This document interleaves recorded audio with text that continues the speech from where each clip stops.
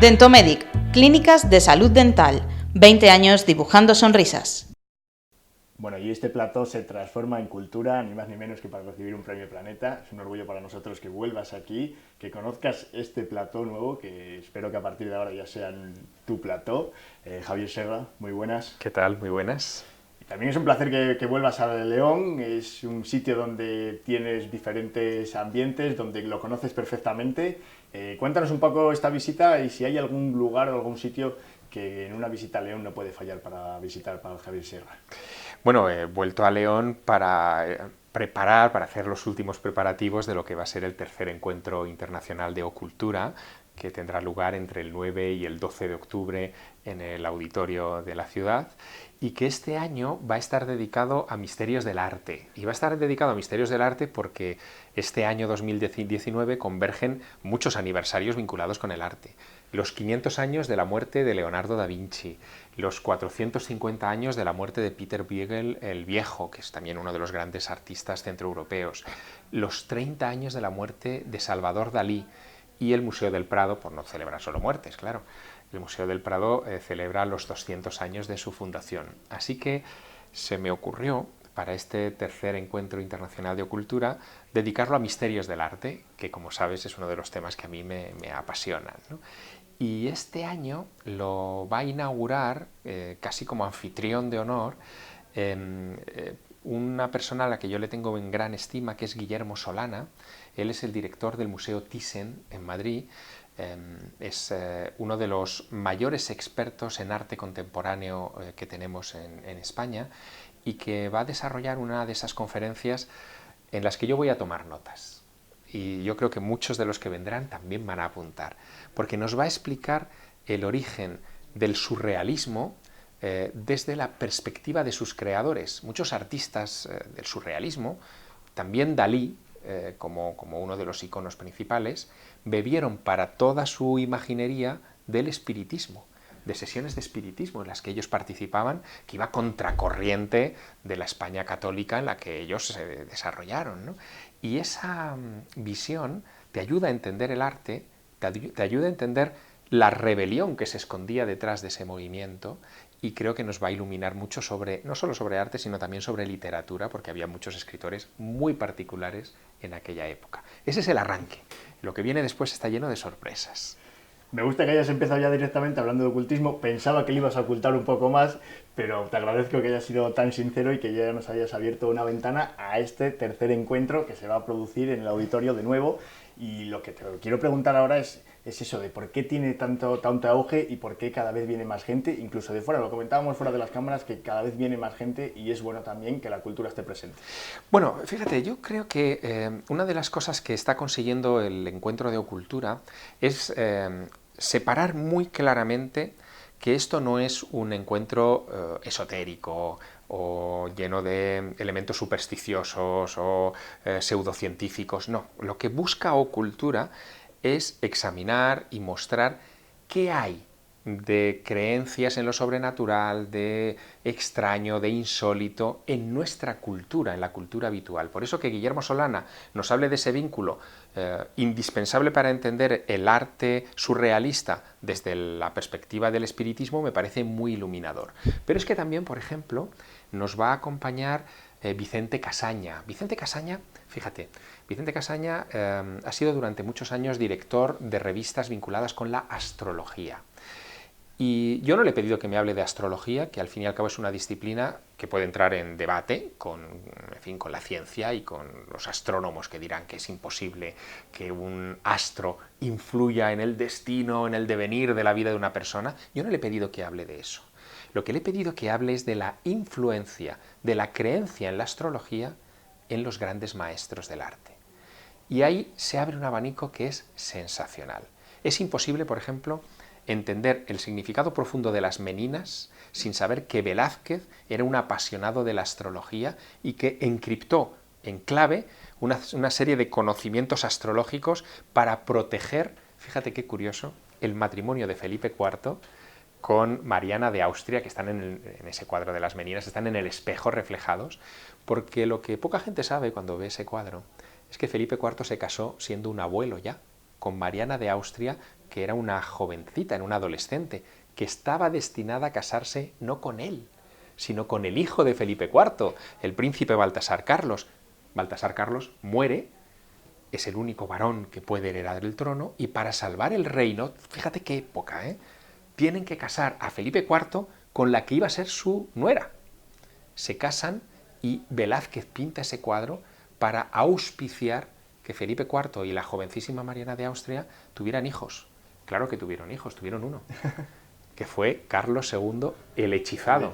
El hechizado, el experimento salió un poco regular. Un poco regular, pero si no se comprende la influencia de la astrología en Velázquez y en cómo él construía talismanes con algunas de sus pinturas reales, no se entiende verdaderamente el arte. Y eso nos lo va a traer Casaña en la segunda de las conferencias de Ocultura. Javier, habéis hecho una cosa muy bonita, que es introducir la historia a todo el mundo, pero en especial también a los jóvenes, que normalmente siempre ha tenido, digamos, ese fetiche de algo aburrido o algo que ya pasó y que ¿por qué vamos a hablar de cosas que ya vamos a hablar del futuro, dejemos la historia atrás? Habéis sido capaz de darle una vuelta y de introducir, gracias a los libros, que por cierto los tenemos aquí de fondo, gran colección, y no solo eso, sino también intervenciones en televisión, introducirla también a un mundo más joven. No sé cuál es la clave para lograr eso. Pues bueno, hay varias claves. Evidentemente una de las claves es el lenguaje que se utiliza, ¿no? Hay que utilizar un lenguaje divulgativo, donde utilices conceptos que son cultos, pero los expliques, que a nadie le resulte ajeno, extraño, en fin, que se sienta un poco marginado. En esto, no solo el mundo de la cultura, también, por ejemplo, el mundo del derecho, incluso a veces el mundo de la política, juega a utilizar un lenguaje excluyente en vez de incluyente. Y yo, que vengo del mundo del periodismo, aunque ahora soy escritor, siempre he pensado que hay que hacer divulgación. Eso es muy importante. Y luego, contar cosas desde la perspectiva humana. No es lo mismo teorizar, no es lo mismo hablar de, no sé, de la presencia de los romanos en León, que de repente centrarte en un personaje y contar su historia. Eso hace que empatices con el personaje y que te resulte interesante todo lo que tienes que contar. Ahí están, yo creo, que las dos claves fundamentales. En un momento en el que vivimos políticamente de inestabilidad, ¿cómo crees que pasarán a la historia este periódico? No sé si habrá una cultura, esperemos que a lo ¿De largo política? Claro, porque en la actualidad ahora el periodismo que nosotros hacemos ahora mismo se transformará en historia cuando pase un poco de tiempo. ¿Cómo crees, si tuviéramos la capacidad de trasladarnos en el tiempo, ir a un ocultismo edición 57, ¿cómo crees que si crees que hay puntos que se podrían tratar de la actualidad política? Bueno, fíjate, la primera conferencia que se dio en Ocultura en el año 2017, en el primer encuentro, era sobre el ocultismo en la política y cómo muchas ideologías beben de creencias que son casi religiosas o esotéricas y que beben, fíjate, y esto es muy importante, beben de ideas dogmáticas. Yo creo que el gran problema que tenemos ahora en la política es que vivimos tiempos de dogma, vivimos tiempos donde lo mío es lo de verdad, lo tuyo es lo de mentira, y no hay puntos de comunicación, de confluencia, de debate. Desde ese punto de vista, vivimos tiempos un tanto medievales. Y a mí me gustaría que alcanzáramos una época más renacentista, donde descubramos que no existen las verdades absolutas y que lo que tenemos que hacer es mezclarnos un poco más, empatizar un poco más con el opuesto, que no enemigo, con el opuesto, y de ahí desarrollarnos. Pero bueno, esto es una asignatura desde el punto de vista humano complicada, que yo espero que para la edición 57 de Ocultura esté ya perfectamente superada. Esperemos, ¿no? Porque es verdad que por parte de la sociedad se demanda que uno sea fiel a sus ideas, pero por otro lado también se demanda ese diálogo. Ambas cosas casi son imposibles. El hecho de que te mantengas firme ante tu ideología, ante tus ideas, y que a la vez seas capaz de dialogar y llegar a un acuerdo con otra persona, es prácticamente imposible. Bueno, vivimos tiempos muy convulsos, de mucha transformación social. Quizá no nos damos cuenta desde dentro, ¿no? Pero a mí, que me gusta ponerme en posiciones ajenas al mundo para poderlo describir, ¿no? para contemplarlo con la mirada del escritor, yo me doy cuenta de que este es un periodo de un enorme cambio. La mayoría de nuestros hijos van a trabajar dentro de unos años en trabajos que no nos imaginamos, simplemente ahora mismo no existen, claro, pero se están gestando ahora. ¿Qué significa? Pues que a lo mejor les estamos abocando a estudiar carreras o conceptos o historias que no van a servir. Y esto nos obligaría en esta época a ser muy flexibles y ver por dónde sopla el viento para adaptarnos. ¿Lo estamos siendo? Esa es la pregunta que nos tenemos que hacer. Y eso, en fin, como digo, es doloroso porque ya nos gustaría a nosotros transitar siempre por las mismas calles y sentirnos seguros. Pero en la vida solo hay una certeza y es la muerte. Y eso no está muy bien visto, es un tabú, pero hay que replanteárselo, ¿no? Y nadie nos ha contado lo que hay después. No, y es uno de los grandes misterios. Yo creo que alguno cultura precisamente lo terminaremos dedicando a lo que la literatura, el arte, en fin, lo que es el mundo de la cultura ha especulado siempre sobre lo que hay detrás de la muerte. Esa es una gran idea, tomo nota, ¿eh? Hablando un poquitín de esto y entrelazándolo, entiendo que sea muy difícil poner una barrera firme entre lo que es la historia en sí, lo que es la astrología y en la pseudociencia que muchas veces se intervala. ¿Cómo sois capaces de separar, de diferenciarlo? Bueno, yo creo que la clave está en el rigor de los invitados, ¿no?, al encuentro. Buscamos gente preparada, que sepa dónde está el límite y, sobre todo, que sepa interpretar los hechos del pasado, las creencias del pasado, desde la perspectiva que es más racionalista del presente. Es muy difícil, quizás es el ejercicio más complicado al que se enfrentan, por ejemplo, los historiadores. Es muy difícil analizar una época histórica viéndola solo desde la perspectiva actual de la razón. Interpretamos a los romanos o interpretamos a los godos o interpretamos a los árabes de la época de la conquista desde la perspectiva del siglo XXI. Y no, las cosas funcionaban de otra manera, tenían otras creencias, otras sensibilidades, y eso es lo complejo. Por lo tanto, yo necesito, como invitados a los encuentros de cultura, mentes muy particulares, que sepan ponerse a ambos lados de esa frontera que tú estás definiendo y me la interpreten, ¿no?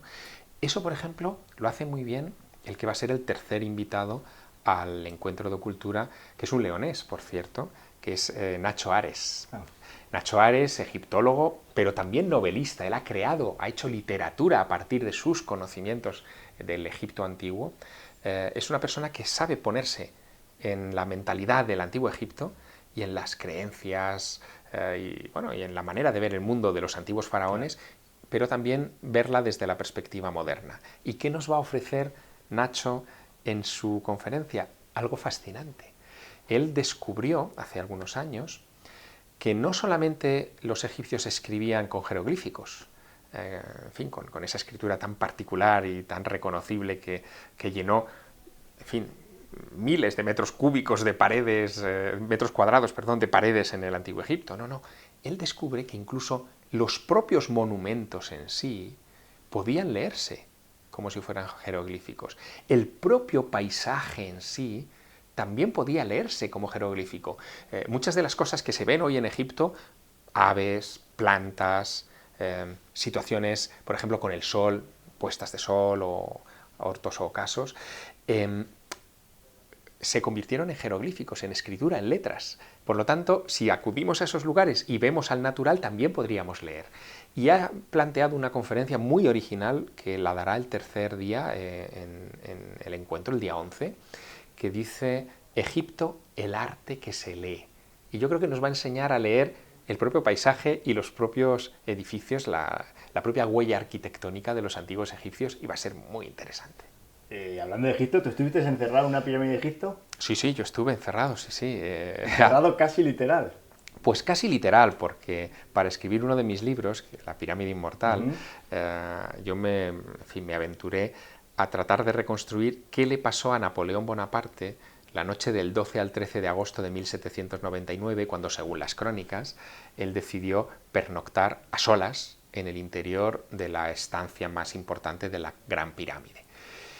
Cuando él sale de ese monumento, lo único que nos dicen esas mismas crónicas es que él estaba tan afectado que cuando sus hombres le preguntaron qué le había sucedido, él respondió con una frase que es, claro, el inicio perfecto de una novela. Dice, aunque os lo contara, no me ibais a creer. Y como nunca lo contó, yo me propuse contarlo. Claro, me dejó un hueco, la historia me dejó un hueco, ¿no? Así que ante la falta de documentación de puño y letra del propio Napoleón Bonaparte, que era muy joven, tenía 29 años entonces, no me quedó otro remedio que repetir su experiencia. Pasé una noche entera en esa misma estancia, a oscuras como Napoleón Bonaparte, y aunque te contara lo que vi, no me ibas a creer, así que lo mejor es que no te lo cuente. Pero puedes leerlo en la novela, porque de alguna manera, claro, yo obtuve de ahí mucha inspiración para mis páginas, ¿no? Ahora ya que, digamos, no lo sé, igual me lo desmientes, ya un poco más relajado después de ese Premio Planeta que te ha llevado a numerosos sitios, vamos a ir terminando, pero ¿cómo está viviendo ahora Javier y en qué proyectos está embarcado? Bueno, el Premio Planeta es un torbellino, ¿no? Es una ciclogénesis explosiva en la vida de un escritor. Y es verdad que a mí me ha tenido 2 años muy atareado, lejos un poco del teclado para escribir, pero ha sido también un periodo muy creativo. Yo ahora mismo estoy embarcado en la elaboración de una segunda temporada de una serie de televisión que además presentamos también en Ocultura, se llamaba Otros Mundos. Esa serie que es para Movistar, ahora estoy embarcado en esa segunda parte. También ha surgido un proyecto maravilloso que es la adaptación a serie de televisión del Fuego Invisible, y estoy trabajando con el equipo de guionistas en esa adaptación. No quiero que sea una versión estricta de la novela, sino que la serie me gustaría que recogiera la atmósfera de la novela para que cuando el espectador viera la obra en televisión sintiera la necesidad de acercarse a la novela para cerrar todos los hilos. Y estamos trabajando en ese proyecto desde un punto de vista muy creativo. Así que esos han sido son los proyectos en los que estoy, con ganas, eso sí, de que después de Ocultura, quizá ya para la última parte del año, quizá diciembre, me pueda encerrar a escribir mi próxima obra, que ya la tengo en la cabeza pidiendo paso. Eso está bien, con Otros Mundos. Y luego esa novela, que no sé si ya tenemos fechas de cuándo se va a empezar a grabar. Eso quisieran mis editores, pero todavía no hay fechas. Yo tengo una máxima desde hace muchos años, y es que ningún libro es igual a otro, igual que ningún hijo es igual a otro, ninguna persona es igual a otra. Es decir, es muy difícil mecanizar ese proceso para mí, lo que necesite el libro. Es decir, a lo mejor lo escribo en 4 meses y sale una obra estupenda, pero a lo mejor necesito 2 años. Veremos. Y adaptar El Fuego Invisible a televisión, ¿eso te está costando? Siempre se habla que es complicado, ¿no? Porque al final un autor tiene en la cabeza una idea que luego cuando ya te encuentras con más gente, sobre todo gente del mundo audiovisual, te dice esto no puede encajar por aquí, esto había que hacerlo de otra forma. Llegar a ese pacto, digamos, eso que hablábamos antes de ese diálogo, no sé si te está costando. Bueno, ese acuerdo desde luego implica mucho esfuerzo y implica generosidad, porque tienes que ceder a la otra parte, igual que la otra parte tiene que ceder ante tu visión de la historia, pero de momento estamos en la zona de amigos, es decir, en la zona de desarrollo de guiones, por lo tanto sigue siendo letra escrita. De momento se está llevando bien. Cuando lleguemos al casting de los actores, cuando lleguemos a la preproducción, que eliges los escenarios y el tipo de producción que quieres hacer, cuando lleguemos a la construcción de decorados y en fin, de lo que ya precede a ese grito famoso de acción, ahí veremos, ahí vendré y te lo contaré. No me resisto a terminar esta entrevista sin la noticia que hemos visto de que la Marina de Estados Unidos ha confirmado haber visto 3 ovnis. ¿Qué significa esto para alguien como Javier Sierra? Bueno, yo la leo de una manera distinta quizá a como la lee la mayoría de la gente, ¿no? Yo ya sabía que la Marina tenía este tipo de materiales. Sí, porque no es de ahora. Porque no es de ahora, efectivamente, y la mayoría de las películas que han hecho públicas son del año 2004, es decir, estamos hablando de un material antiguo. ¿Cuál es la noticia? La noticia es la actitud de la Marina, pero no es solo de la Marina. Previamente, filmaciones muy parecidas, alguna de ellas la misma filmación, han sido divulgadas por el Pentágono. Es decir, que aquí hay un movimiento, desde que Donald Trump está de presidente de los Estados Unidos, de poner el foco a que hay cosas que no se controlan en los cielos, que desde mi punto de vista debe leerse de 2 maneras. Una, porque distrae la atención de otras cosas, porque evidentemente esas filmaciones no son noticia, pero 2, también desde el punto de vista de la industria de la defensa en Estados Unidos. Donald Trump quiere potenciar las inversiones en defensa. ¿Qué mejor manera de potenciar las inversiones en defensa que decir que hay cosas que no controlamos en el espacio aéreo y que hay que controlar con nueva tecnología? O sea, que cuidado, porque muchas veces estas noticias que son tan peculiares esconden intereses. Y eso es lo que yo leo entre líneas de estas informaciones. Tú que has visto las imágenes, Uh-huh. ¿qué opinas de esas imágenes? Siempre hay lugar a la duda. Más allá de lo que me has comentado, que es muy interesante, no sé si el hecho simplemente se esconde eso o es el hecho de que siempre han existido, simplemente que ahora hay un interés por darlas a conocer. Bueno, yo en las imágenes no veo extraterrestres, si es lo que la mayoría de la gente espera, no los veo. Pero lo que yo veo y lo que quizá están viendo también en la Marina es que hay alguien que ha desarrollado una tecnología que es superior a la de la aeronáutica que tienen en Estados Unidos. Ese alguien solo pueden ser dos actores, dos: China o Rusia. Y los dos preocupan a Donald Trump. Luego, vamos a ver qué pasa. El futuro lo dirá, y en algún ocultismo también se hablará de esto. Uh-huh. En el 58, el 57 lo dejaremos para la actualidad política actual, el 58 ya hablaremos de esta Marina aceptando que hay ovnis. Muchas gracias por estar aquí, Javier. No sé si quieres despedirnos con alguna frase o con alguna cosa, o recordando alguna de todas estas cuestiones que presentas, que son muchas, y es bueno también que la cultura esté presente. Bueno, yo lo que quisiera, por supuesto, es invitar a todos los leoneses a que acudan a este encuentro de Ocultura que se celebrará en el auditorio. La entrada es gratuita, que eso es mérito, desde luego, de la gestión del Ayuntamiento de León, y también es importante saber que a partir del 1 de octubre se podrán retirar gratuitamente esas entradas, 2 por persona. Por lo tanto, yo creo que está bien que lo sepan los espectadores, que tienen esa ocasión en las taquillas del auditorio, y que este año el encuentro va a estar dedicado a misterios del arte y va a ser fascinante, por los invitados, por el enfoque, por las cosas que aprenderemos y porque nos amplían, al fin y al cabo, nos abren la mente hacia otra manera de entender lo que somos. Somos cultura, en el fondo, también ocultura. Pues muchas gracias por estar ahí, ha sido un verdadero placer tener hoy a Javier Sierra aquí en Guion Noticias, el que para él es el nuevo plató, y esperemos que nos acompañe, sobre todo para muchos escenarios y muchas nuevas ediciones de Cultura. Un verdadero placer, Javier. Gracias.